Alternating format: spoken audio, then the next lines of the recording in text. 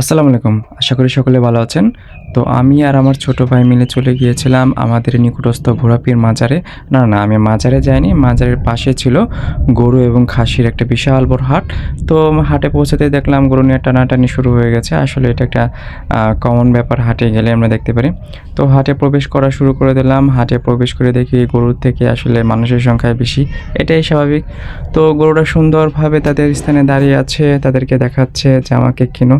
যাই হোক, যদিও আমি গরু কিনতে যাইনি, কিন্তু গরু হাটে আমি আসলে গিয়েছিলাম। এই দেখুন ওনারা গরু বেচা বিক্রি করে কত টাকা ইনকাম করেছে, সবগুলো নতুন নোট।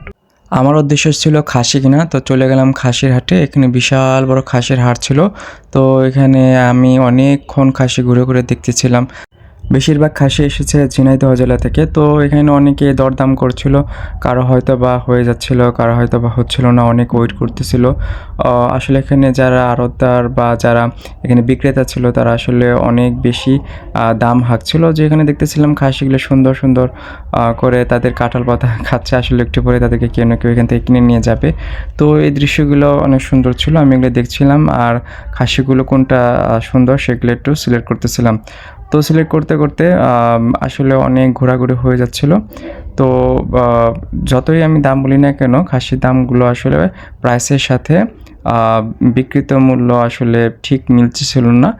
আপনারা যখন খাসি কিনতে যাবেন অবশ্যই একটু সতর্ক এবং দামাদামি করেই কিনবেন। তো অবশেষে পেয়ে গেলাম আমি একটা খাসি। না, এটা আমি কিনিনি। আমি কিনেছি আসলে কালো খাসিটা।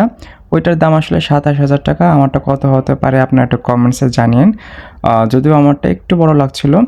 যাই হোক, আমি আমার খাসি কিনে আমি আর আমার ভাই মিলে অবশেষে মাঠ থেকে আমাদের বাসার উদ্দেশ্যে যাওয়ার জন্য রিকশা করছিলাম। তো রিকশায় করে আমরা যখন বাসায় ব্যাক করব তখন খাসিটা অনেক একটু ভীত ছিল। যাই হোক, আমরা ওকে সাবধানে করে রিকশায় করে আমাদের এলাকায় পৌঁছে যাই। তো পৌঁছানোর পরে এই হচ্ছে আমাদের ফাইনাল লুক। ও এখন বাসায় পৌঁছে গেছে। সকলেই দোয়া করবেন আমার কুরবানি যেন সুন্দরভাবে সম্পন্ন করতে পারি এবং আল্লাহ যেন আমার কুরবানিটাকে কবুল করে। আসসালামু আলাইকুম।